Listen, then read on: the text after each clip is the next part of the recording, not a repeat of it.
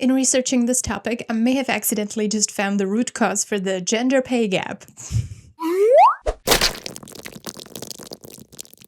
This is your boss. This is the head of HR. You are getting fired. Hi, welcome or welcome back. I'm Evie and I do mini video essays analyzing society and human resources, man. If those two words don't send chills down your spine, then good for you, I guess. This video is about the history and philosophy behind human resources and, well, specifically the dystopian aspects of it. I'm sure many of you always felt like there is something off about them that gives off secret police vibes, yet you couldn't quite put your finger on what exactly it is. But hey, if you had that feeling, at least let this be a consolation that your intuition still works. Also, there is significant criticism of HR strategies in academic circles too, so don't feel completely alone in this. You're not crazy. One important thing I have to say up front, this video is not about the accountant/assistant/human resources adjacent singular person that usually handles administration in small firms. No, this is about the amorphous corporate sub-entity. Also, I have to point out the tone in which I'm going to be talking about these things is not my own. This is what you get from the HR literature.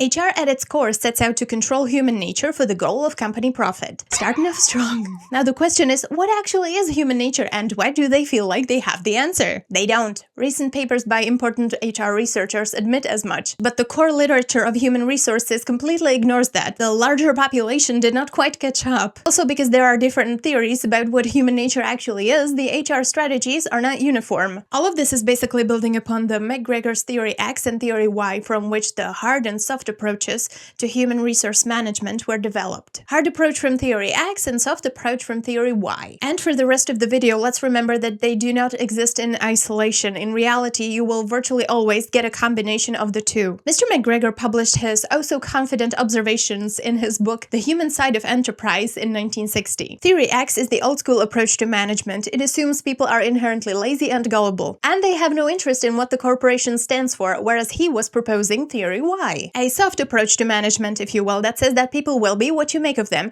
and what your attitude is, so motivating them by having them identify with the company and making them feel like they are part of the equation will not only enhance substantially these materialistic achievements, but will bring us one step closer to the good society. HR operates with, among other things, this so-called psychological contract that is about what your expectations are for your employer and what your employer might expect from you besides the written contract. Before you just signed off your energy and your body to the employer, so the contract could have been summarized something like this, and is summarized. This is from one of the business books I read through. I will work hard and act with loyalty towards my employer. In return, I expect to be retained as an employee, provided I do not act against the interests of the organization. I also expect to be given opportunities for development and promotion should the circumstances make this possible. But thanks to the alleged external pressures from globalization and technological changes, blah blah blah, the focus changed from a human to a human resource. And yes, this is not just hyperbole. The way the literature talks about people is anything short of dystopian. I imagine it as a human texture to be molded to fit the company objectives. So now the psychological contract is shaping to be more like this, though not uniformly and everywhere. I will bring to my work effort and creativity. In return, I expect a salary that is appropriate to my contribution and market worth. While our relationship may be short, I will remain for as long as I receive the developmental opportunities I need to build my career. In the year 1984, oh how symbolic, 2 books presenting different attitudes towards personnel management were published. One approach came to be known as the Harvard model or soft model and Michigan model or hard model, deriving their core philosophies from theories Y and X respectively. The Harvard model, though it was the more humane one, was actually the first one to suggest that people should be regarded as human capital rather than, people. Still, in the soft model, people were a resource worthy of training, rather than a cost to be optimized, according to the Michigan model. By the way, none of those are even remotely conspiracies. This is actually how they talk about people in HR research papers. Essentially, now they officially started using every possible piece of knowledge from psychology, economy, sociology to extract more profit from the human, under the assumption of the implicit and untested hypothesis that a good choice of people and their good alignment with and toward the business goals, both in and outside the workplace, place will lead to superior business performance. The Harvard model, as a soft approach, advocated for control through making employees identify with the company's goals. This is obviously absurd, and it has been criticized by many HR enjoyers. One aspect of it that was criticized was that these policies are hardly mutual, so how can an employee identify with them? Also, the reality of the situation is such that, for example, in one survey with 8 case studies,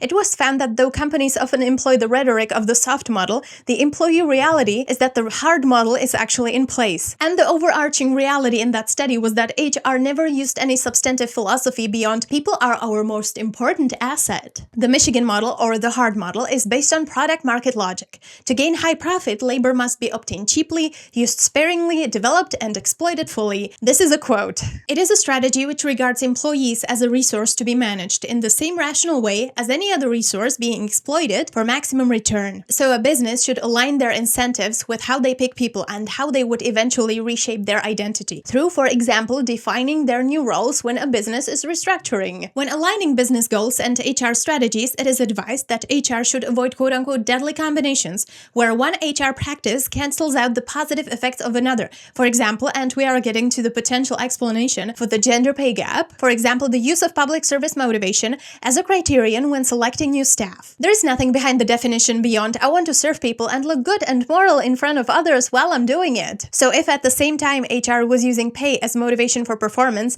then apparently, according to those studies, when you offer pay as an incentive, the motivation to be pro-social is crowded out by this monetary motivation. That's actually a term from economics, crowding in and out of intrinsic or external motivations. Over 4 decades of research on motivations and incentives, and they're still not sure on the details. But the key idea behind it is that motivations do not simply add up, but there is a limited cup, if you will, where if you pour money into it, the cup will no longer be filling itself with intrinsic motivations, for example, appearing virtuous. One experiment looking into motivations took place in 2015 in Italy among nurses, and increased pay for activities with pro-social impact would crowd out their image motivation, so they would end up being less inclined to behave in a quote-unquote desirable way in the future. Where the amount of money was known publicly, it was less effective in driving motivation and performance. They're saying the quiet part out loud. So officially, the explanation is it is against a company culture to discuss pay, but the real explanation is that if everyone knows who makes however much, then the monetary incentive will not be as strong. Also, it could undermine the quality of their work, according to the HR literature. And no such effect was found for non-monetary incentives. Ah yes,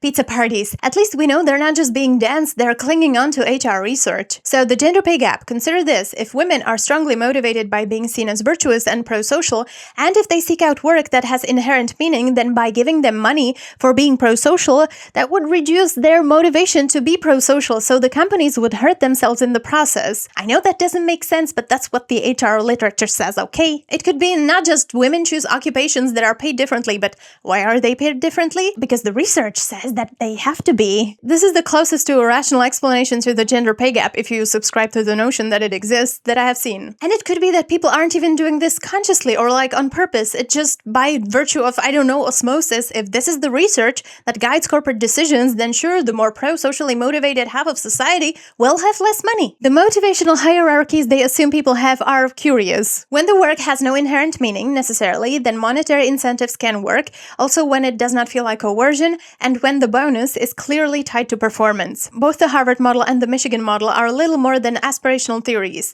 At first, there was no way to actually measure the outcomes. In 1987, however, David Guest presented his case in Human Resource Management and Industrial Relations, where he defined objectives to measure and operationalize so the field can become scientific and track things like employee retention, increase in productivity, everything potentially transformable into neat little Excel tables and presentations. In 2011, in one of his papers, he noted that HR researchers were still searching for answers on universal tangible links between HR strategies and employee motivations. For this, other people noted that because of this, HR research deserves a failing grade. In 2017, this David Guest, who remember gave the initial impulse to make HR scientific in the first place, published another paper stressing, at last I guess, that companies should at least try to consider human well-being in the equation. Oopsie, 40 years later, and for what? We have reached the end of the video. Remember to be kind to yourselves and to other people, and subscribe if you thought this video was interesting.